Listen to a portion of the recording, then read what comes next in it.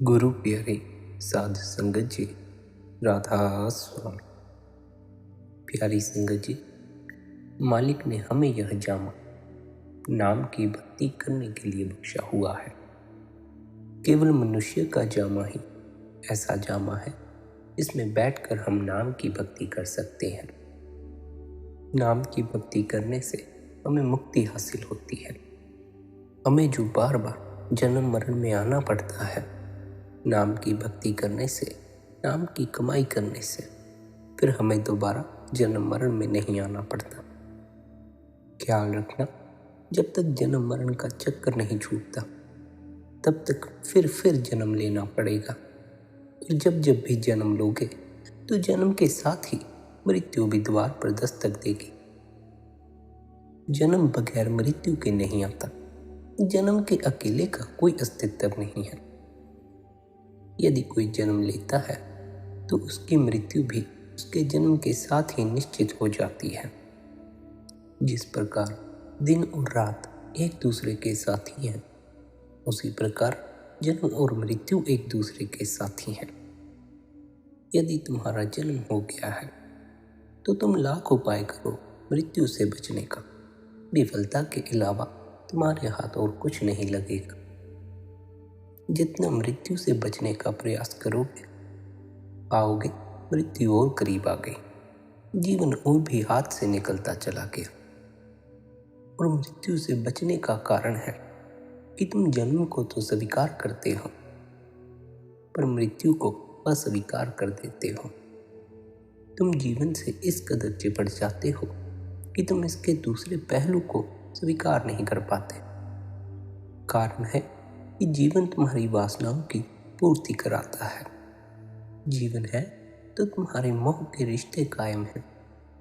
जीवन है तो तुम्हारा धन तुम्हारे पास है। जीवन है तो तुम्हारी जमीन जायदादों पर तुम्हारी हुकूमत है। जीवन है तो तुम्हारे घर पर, तुम्हारे मकान पर तुम्हारा राज है। क्योंकि जीवन अपने साथ इतना कुछ लाता है, इसलिए तुम्हें अपने हाथ भरे भरे मालूम पड़ते हैं। ऐसा लगने लग जाता है कि तुम खाली हाथ नहीं हो। यही कारण है कि तुम जीवन से ही चिपक जाते हो, फिर तुम मृत्यु को भूल ही जाते हो, क्योंकि तुम जानते हो मृत्यु तुम्हें पूरी तरह खाली कर देगी। तुम जानते हो कि मृत्यु आ गई तो तुम्हारा धन भी पड़ा रह जाएगा, तुम्हारे रिश्ते भी यहीं रह जाएंगे और यहाँ तक कि तुम्हारा शरीर भी पड़ा रह जाएगा। इसलिए तुम मृत्यु से अपनी आंखें मीच लेते हो। तुम जीवन पर ही अपनी आंखें टिकाए रखते हो। तुम्हें पीड़ा होती है इस बात से, तुम्हारा अहंकार दुखता है इस बात से कि आखिर में तुम्हारे हाथ भी खाली ही रह जाएंगे। इसलिए तुम आखिर की तरफ नजर भी नहीं करते। तुम अपनी नजरें फेर लेते हो। तुम जीवन पर नजर टिका लेते हो, जीवन से चिपक जाते हो। फिर तुम सोचना ही छोड़ देते हो कि इतना जो तुम इकट्ठा कर रहे हो, इतना जो इकट्ठा करने की तुमने दौड़ अपने सिर ले ली है, परेशानी अपने सिर ले ली है, यह तुम्हारे साथ जाएगा तक नहीं। हाँ, जरूरत के हिसाब से इकट्ठा करना बुरी बात नहीं है, पर यदि तुम जरूरत से ज्यादा ही इकट्ठा कर रहे हो तो वह तुम्हारे जीवन को बोझ बनाने के अतिरिक्त और कुछ ना कर सकेगा। कभी सोचो, तुमने जो धन इकट्ठा किया है, चाहे कम हो चाहे ज्यादा, चाहे किसी के पास कम हो चाहे किसी के पास ज्यादा हो, दोनों को ही आखिरी समय में धन यहीं छोड़ जाना है। तुम्हारे ये 1000-500 के नोट इस जगत में ही चल सकते हैं, इसलिए तुम उन्हें इस जगत के अतिरिक्त और कहीं नहीं ले जा सकते। तुम्हारे सोने चांदी इस जगत में ही काम आ सकते हैं, इसलिए तुम इस जगत के पार सोना चांदी नहीं ले जा सकते। तुम्हारे रिश्ते इस जगत में ही तुम्हारा साथ निभाते हैं, इसलिए तुम इस जगत के पार अपने किसी रिश्तेदार को नहीं ले जा सकते।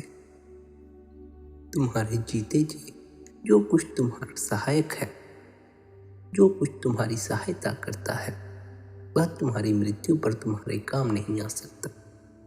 तुम्हारी मृत्यु पर तो तुम्हारा अपना शरीर भी काम नहीं आता। जरा देखे, एक छोटी सी चिंगारी यदि हाथ पर गिर जाए तो कैसे हाय तौबा मच जाती है। एक छोटी सी चिंगारी पर तौबा मचाने वाला मनुष्य मरणशैया पर लेटा हुआ भयानक आग में चूं तक नहीं करता, चुपचाप पड़ा रहता है। इतने लोग मिलकर उसे अग्नि के स्पुर्द कर देते हैं, लेकिन वह चुपचाप पड़ा पड़ा जलने को राजी हो जाता है। पर यदि वही व्यक्ति जीवित हो और कोई उसे माचिस की तीली भी लगा दे तो वह उसकी हड्डी पसली तोड़ देता है। जब तक जी रहे हो तब तक ही अकड़ बरकरार रहती है, मर जाओ तो फिर अकड़ भी मर जाती है। लेकिन तुम आंखें मीच लेते हो, तुम मृत्यु से इस कदर अपने को बेखबर कर लेते हो कि मानो तुम्हारा तो कुछ जाने नहीं वाला। तुम्हारा मृत्यु से मुंह फेर लेना ही तुम्हारी अकड़ को बढ़ाता चला जाता है।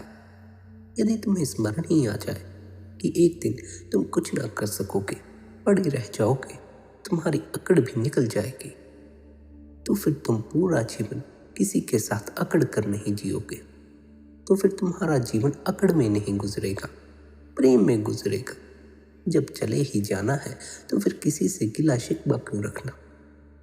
जब चले ही जाना है तो किसी से इतना मोह क्या रखना। जब चले ही जाना है तो धन संपत्ति का इतना अभिमान क्या करना। जब चले ही जाना है तो किसी को पीड़ा क्यों पहुंचानी है। पर नहीं, तुम्हें तो यह भ्रम हो गया है कि तुम्हें कुछ होने नहीं वाला, तुम तो कभी मरने नहीं वाले। और इसी भ्रम के चलते तुम्हारी अकड़ पलती है, तुम्हारा मोह मजबूत होता चला जाता है, तुम्हें धन संपत्ति का अभिमान होता चला जाता है। तुम भूल ही जाते हो कि एक दिन यह सब छोड़ जाना है। पर सत्य यही है कि तुम्हें सब छोड़ जाना है। तुम छोड़कर जाओ या ना जाओ, तुमसे मृत्यु छीन ही लेगी। तुम छोड़ो या ना छोड़ो, तुमसे छुड़वा लिया जाएगा। थोड़ा जागो, अपने को इन सभी वस्तुओं से, इन सभी रिश्तों से बेलाग करना सीखो। इनसे इतना मत चिपक जाओ कि आखिर बेला में फिर तुमसे यह छूटे ही नहीं, फिर तुम्हें पीड़ा बड़ी होगी। मृत्यु का सारा कष्ट यही है कि तुमने जीवन भर जो अर्जित किया वह तुमसे छिन जाता है और तुम में इतनी हिम्मत नहीं होती कि जिससे तुम चिपके रहे उससे तुम एक ही क्षण में बेलाग हो जाओ। जीवन भर की चिपकाहट है, जीवन भर का मोह है, जीवन भर की दौड़ है, जीवन भर का परिश्रम है। इतना उसमें डूब चुके हो कि उसके अतिरिक्त अब तुम्हें अपना कोई वजूद ही मालूम नहीं पड़ता। चिपकाहट तुम्हें धन की हो, मोह की हो, यार दोस्तों की हो, अपने मकान की हो, अपनी गाड़ी की हो, अपनी दुकान की हो, सारी की सारी चिपकाहटें ही मृत्यु के समय तुम्हारी पीड़ा का कारण बनती हैं।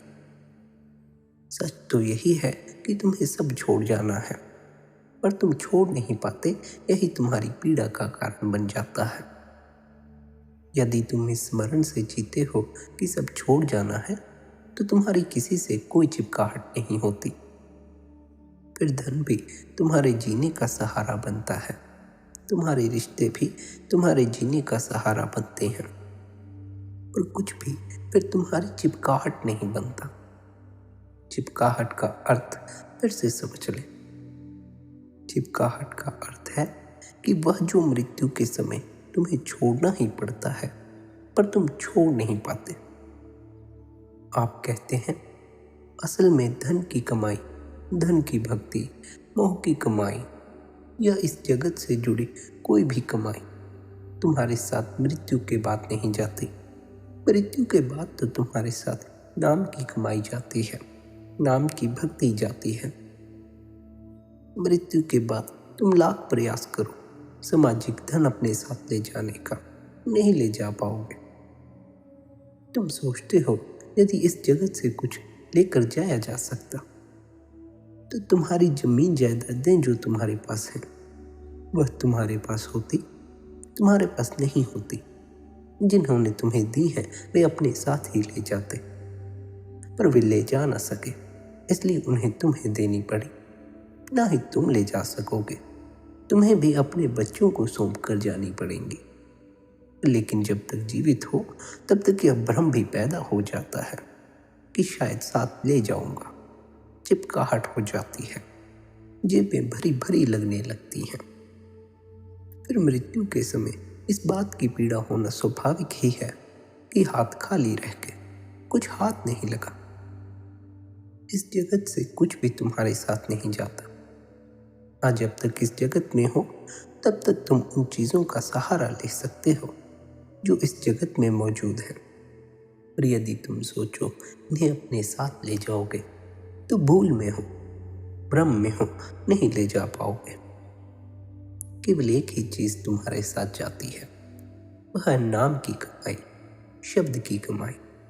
और शब्द की कमाई हमें इस मनुष्य के जामे में ही उपलब्ध होती है। यदि पशुओं के जामे में नाम की कमाई की जा सकती तो फिर हमें मनुष्य के जामे में आने की क्या आवश्यकता थी? फिर तो सभी पशु मुक्त हो चुके होते। पर हम नाम की कमाई केवल मनुष्य के जामे में कर सकते हैं, क्योंकि मनुष्य के जामे में हमारे पास मन की ताकत है।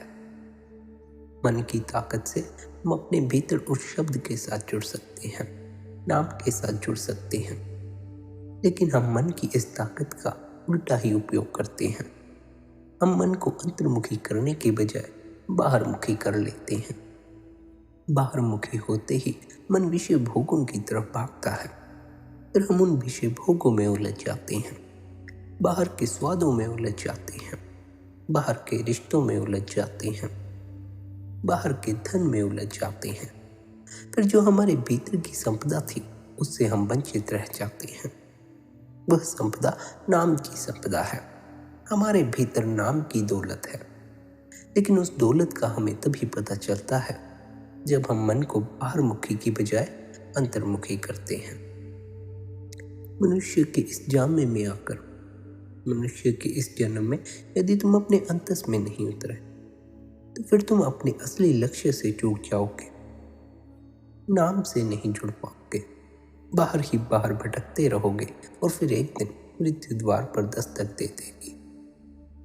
आप कहते हैं ऐसा इसलिए है कि तुम मनुष्य जन्म को बड़ी ही साधारण सी बात समझते हो। मनुष्य जन्म बड़े ऊंचे भाग्य से मिलता है, क्योंकि केवल इसी जन्म में तुम नाम की कमाई करके मालिक से जुड़ सकते हो। उसके लिए तुम मन का प्यार त्यागो और गुरु का प्यार पैदा करो। किसी नाम के वाकिफदार से प्रेम करो, क्योंकि मनुष्य जन्म बीतता जा रहा है, आयु घटती जा रही है, मृत्यु करीब आती जा रही है। अब तो गुरु के साथ प्रेम करो। अभी तक तुम्हारा कुछ बना नहीं है। जीवन में दौड़े तो बहुत हो, इकट्ठा तो बहुत किया है, फिर भी हाथ खाली के खाली हैं। अब तो गुरु के साथ प्यार कर लो। अब तो मौका है, गुरु से मिल लो। अभी भी मौका है। एक बार जीवन हाथ से चला जाए फिर मौका नहीं आता। फिर ना तो तुम धन इकट्ठा कर सकते हो, ना परमात्मा की पूजा कर सकते हो। एक बार यदि जीवन हाथ से चला गया तो रिश्ते संभालना तो छोड़ो, सद्गुरु की भक्ति भी नहीं कर पाओगे। ना पुण्य कर सकोगे, ना पाप कर सकोगे, ना भला कर सकोगे, ना बुरा कर सकोगे, ना धन की कमाई कर सकोगे, ना नाम की कमाई कर सकोगे। लेकिन मज़े की बात यह है कि जब तक हम जीवित रहते हैं, ना तो हम सद्गुरु की भक्ति करते हैं, ना नाम की कमाई करते हैं। जब तक जीवित हैं तब तक अपने रिश्तों में उलझे रहते हैं। जब तक जीवित हैं धन को कमाने में दौड़े लगे रहते हैं। असल लक्ष्य की ओर हमारा कभी ध्यान ही नहीं जाता।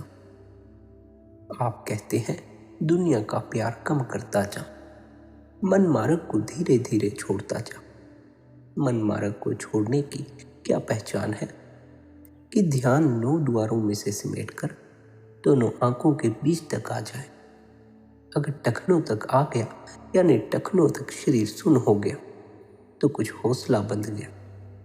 अगर घुटनों तक आया तो सफलता हुई। अगर कमर तक आ गया तो और हिम्मत बढ़ गई। अगर कंधों तक आ गया तो कुछ ना कुछ बन गया। और अगर अंदर चला गया तो सब कुछ हो गया। दुनिया का प्यार छोड़, अंदर जाकर नाम का ख्याल कर, यानी नाम जप और दुनिया का ध्यान कम कर दे। यह बात कभी मत भूलना, तुम दुनिया में जितना इकट्ठा कर रहे हो उतना ही तुम्हें छोड़कर भी जाना है। जरा सोचकर देखो, यदि तुमने ज्यादा इकट्ठा किया है तो तुम्हें ज्यादा ही छोड़ना है, फिर उतना ही छोड़ने में तकलीफ भी होगी। आप कहते हैं मन से प्यार तोड़कर, मन मार्ग को छोड़ दो, 9 द्वारों को छोड़ दो और नाम के साथ प्यार कर लो। ऐ भले लोगों, तुम्हारे अंतर में आकाश है, उसमें ध्यान लगाओ। वहां एक आकाश नहीं बल्कि करोड़ों आकाश है। लेकिन देखो तो सही, भीतर उतरो तो सही। अंदर जाकर अपनी सुर्त को शब्द के साथ जोड़ दो, उसमें मस्त हो जाओ। शब्द में इतना मगन हो जाओ कि तुम अपने आप को छोड़कर उसका ही रूप हो जाओ। और हम भीतर नहीं उतरते, फिर वह मगनता कहाँ से आए, वह मस्ती कहाँ से आए, वह आनंद कहाँ से आए। फिर जब हमें अपने भीतर कोई मस्ती और आनंद पता नहीं चलता तो फिर हम उसे बाहर खोजने निकलते हैं और बाहर की वस्तुओं से जुड़ते चले जाते हैं। लेकिन आप कहते हैं बाहर का आनंद क्षण भंगुर है, बाहर की मस्ती क्षण भंगुर है, पर जो तुम्हारे भीतर का आनंद है, भीतर की मस्ती है, यह असीम है, इसकी कोई सीमा नहीं है। ऐ भले लोगों, तुम्हारे अंदर ज्योति है और उसमें से नाद आ रहा है। उसके अंदर ख्याल जोड़ दो, दृष्टि से दृष्टि जोड़ दो और उसमें समा जाओ। फिर दिन प्रतिदिन इसका अभ्यास करो, इस ध्यान को बढ़ाते जाओ। उस आंतरिक शब्द के साथ लगन लगा दो, दुनिया का प्यार छोड़ दो और अंदर जाकर नाम के साथ प्रेम लगा लो। यही तुम्हारी सच्ची दौलत है। यही दौलत तुम्हारे साथ मरने के बाद भी जाएगी। इसके अतिरिक्त तुम्हारा सब कुछ यहीं पड़ा रह जाएगा, कुछ साथ ना जाएगा। प्रयास भी करोगे तब भी ले जा ना सकोगे। तुम्हारा हर प्रयास विफल हो जाएगा। केवल नाम भक्ति के लिए किया गया प्रयास ही तुम्हारा सार्थक होता है। जो आंतरिक अवस्था है, जो शब्द का सुनना है, वह प्रियतम से मिलान और नाम के साथ जुड़ना है, वह गुरु की संगति से प्राप्त होता है। दुनियादारों की संगति में इस ओर ख्याल भी नहीं जाता। गुरु के बगैर जीव आकाश मार्ग का सुख छोड़कर बार बार मन मार्ग में गिरता है। अगर अंदर गुरु का ध्यान हो, गुरु इसके साथ होकर इसे उत्साह देता रहे और यह मन मार्ग को छोड़ता जाए तो नाम मार्ग में उन्नति करता जाएगा। आप कहते हैं जब अंदर जाकर जीव को ज्योति के दर्शन हो जाते हैं और यह नाद को पकड़कर शब्द को सुनने लगता है तो मन मार्ग को छोड़ने लगता है। फिर इसे जन्म मरण में भी नहीं आना पड़ता। पर समस्या यही है कि हम सद्गुरु की संगति नहीं करते, हम दुनियादारों की संगति करते हैं, हम दुनिया के पदार्थों की संगति करते हैं, हम दुनिया के उपदेशों पर चलते हैं, लेकिन सद्गुरु के उपदेश पर नहीं चलते। दुनियादारों की संगति करेंगे तो स्वाभाविक ही हमें बाहर की यात्रा करनी पड़ेगी, क्योंकि दुनिया बाहर मौजूद है। हमें बाहर के मार्ग पर चलना पड़ेगा। यदि गुरु की संगति करेंगे तो गुरु का केवल एक ही उपदेश है, अपने अंतस की यात्रा करो, अपने अंतस में प्रवेश करो, उस शब्द से जुड़ो, नाम की कमाई करो। नाम की कमाई का यह फल है कि 84 का चक्कर छूट जाता है, रूह मालिक के दरगाह में पहुंच जाती है। इसलिए नाम का अभ्यास मेहनत के साथ करना चाहिए। आप कहते हैं ऐ भले लोगों, सद्गुरु की दया का सहारा लेकर अंदर चलते जाओ, दिन रात अपना ख्याल अंतर में रखो। जब तक तुम्हारा ख्याल दुनियावी चीजों से जुड़ा हुआ है, तुम भीतर की दौलत से वंचित रह जाओगे, भीतर के इस आनंद से रिक्त रह जाओगे। शब्द से जुड़ जाने पर अमरलोक का मार्ग मिल जाता है, सचखंड का मार्ग मिल जाता है।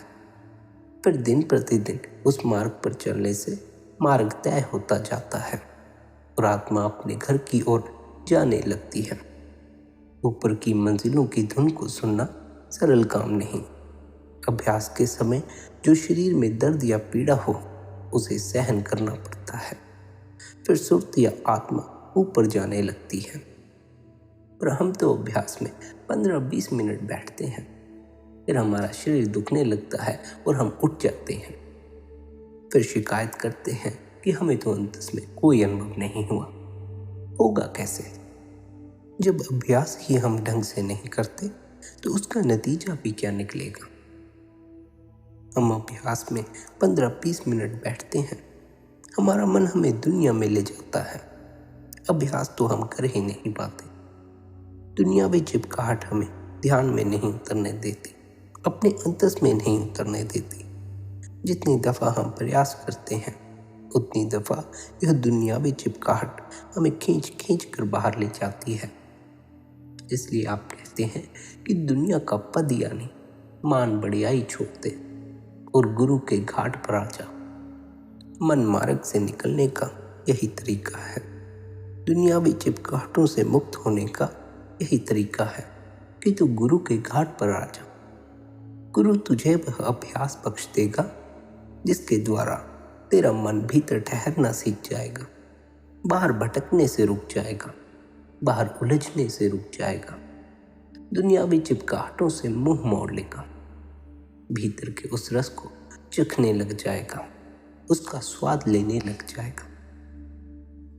यदि तुम गुरु के घाट पर आ जाओ, गुरु की सेवा करो, गुरु से प्रेम करो, तो गुरु तुम्हें नाम की युक्ति प्रदान कर देता है। फिर नाम की कमाई करके तुम मन मार्ग से निकल जाते हो। फिर क्या हालत होती है उसका बयान करते हुए आप कहते हैं, जिस प्रकार माँ की गोद में बालक होता है तो उसकी नहलाने, धुलाने, खिलाने की सब चिंता माँ को रहती है। इसी प्रकार जब जीव नाम के पास आ गया तो फिर नाम को इसकी सब चिंता हो गई। अब जीव को कोई फिक्र करने की आवश्यकता नहीं। ऐसा समय बार बार नहीं मिलता। बड़े भाग्य से मनुष्य जन्म मिल गया है। अब तो किसी नाम के भेदी गुरु से नाम की युक्ति लेकर शब्द को पकड़ लो। पर यदि तुम दिन रात दुनिया में उलझे रहोगे तो फिर तुम जीवन में सुख कैसे हासिल करोगे। जो मनमुख है वे दिन रात माया में उलझ कर मरते हैं, वे कभी सुख नहीं पाते। वे नाम को छोड़कर फैलाव में आकर जन्म मरण के दायरे में रहकर हमेशा परेशान रहते हैं। मन के मार्ग पर चलने का अर्थ है दूसरों की निंदा करना, लोभ करना, अहंकार करना। निंदा करना छोड़ दो। अपने आप को अच्छा समझना और दूसरे को बुरा समझना छोड़ दो। जो मन मार्ग में है वे सब निंदक हैं, क्योंकि वे दूसरों को अपने जितना अक्ल वाला नहीं समझते। जब तक इंसान ऐसा करता है वह निंदक है। यह मन मार्ग की निशानी है। पर जीव चाहे निंदक हो, लोभी हो, अहंकारी हो, जब वह नाम के साथ जुड़ेगा निर्मल हो जाएगा। पर जब तक मन मार्ग में फंसा हुआ है तब तक लोभी भी है, अहंकारी भी है, निंदक भी है। सारा संसार निंदक है।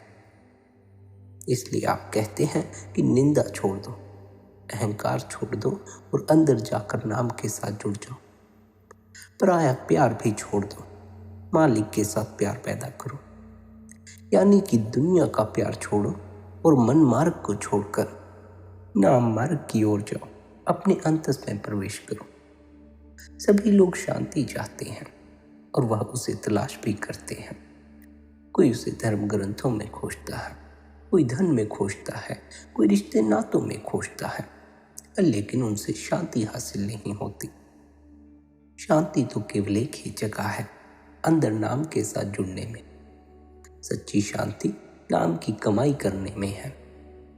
अगर बाहर शांति होती तो श्री गुरु नानक देव जी यह ना कहते, नानक दुखिया सब संसार, कि सारा संसार दुखी है। अपने अपने गिरेबान में नजर डालकर देखो कि कोई सुखी है, कोई भी तो नहीं है। सुखी कौन है? सुखी तो वही है जिसकी नाम से लिप जुड़ गई। जो नाम के साथ जुड़ जाता है वही सुखी होता है, उसी को शांति प्राप्त होती है। इसलिए जितनी जल्दी हो सके किसी नाम के भेदी से नाम का भेद लेकर अंदर चले जाओ और सुखी हो जाओ। और अपने अंदर जाने के लिए आवश्यक है तुम काम, क्रोध, लोभ, मोह और अहंकार, इन 5 धाराओं को बंद करो। क्योंकि जब इंसान का ख्याल अंदर से बाहर निकलता है तो काम या क्रोध, लोभ या मोह या अहंकार का सहारा लेकर निकलता है। यानी इन 5 धाराओं के जरिए हमारा ख्याल बाहर फैलता है। हम दुनियावी चीजों में उलझते हैं। गुरु साहिब कहते हैं, इनमें फंसकर भटकते हुए तुम्हें बहुत समय हो गया है, अब इनका प्यार छोड़ दो। दूसरे लफ्जों में, मन मार्ग को छोड़ो, नाम मार्ग को पकड़ो। अगर जीव विषय विकारों में लगा हुआ है तो भी वह मन का बंदा है। अगर उसमें कोई और दोष है तो भी वह मन मार्ग पर ही है। जितने दुनिया के धंधे हैं वे सब मन मार्ग हैं। इसी तरह जितना दुनिया का मोह प्यार है सब मन मार्ग है। अगर यह मोह प्यार ना होता तो हम कभी के मालिक के घर पहुंच चुके होते। पर अब यह हमारा मोह प्यार ही हमारे बार बार इस जगत में आने का कारण बन गया है। हमें इस जगत की वस्तुओं से, इस जगत के रिश्तों से इतना प्यार हो गया है कि हम आखिरी क्षण में भी इन्हीं की इच्छा लेकर मरते हैं। फिर उस इच्छा की पूर्ति के लिए हमें दोबारा जन्म लेना पड़ता है। यह मन मार्ग पर चलने वालों का हाल होता है। मन मार्ग पर चलने वाले मरने के बाद भी दुखी होते हैं। जीते जी तो दुखी होते ही हैं, मरने के बाद भी दुख होता है।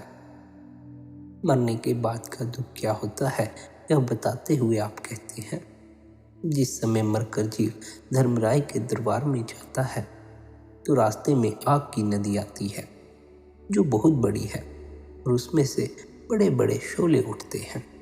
अब वहाँ कोई इसकी सहायता करने वाला नहीं, इसलिए इसको अकेले ही वहाँ जलना पड़ता है। जो यहाँ मन मुक्ता रखते हैं, विषय विकारों में डूबे रहते हैं, उनको इस आग में जलना पड़ता है।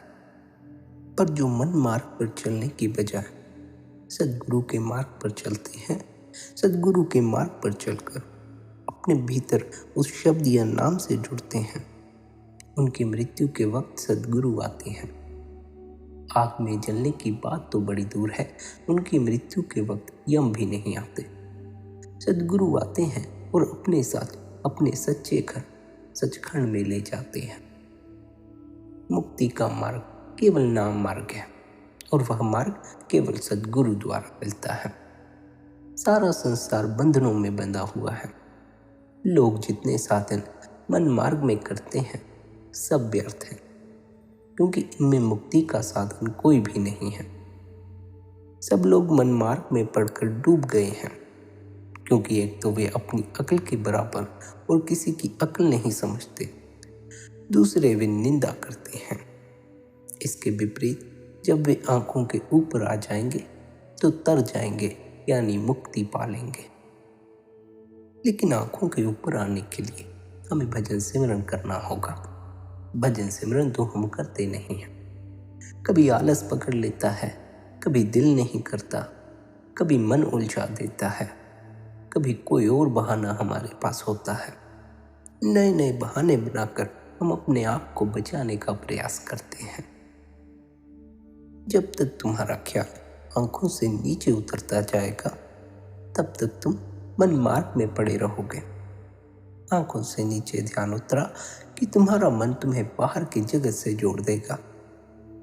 यदि तुम्हारा ध्यान आंखों से ऊपर टिका रहे तो फिर तुम्हारा मन बाहर की दुनियावी चीजों की तरफ नहीं भागेगा, विषय भोगों की तरफ नहीं भागेगा।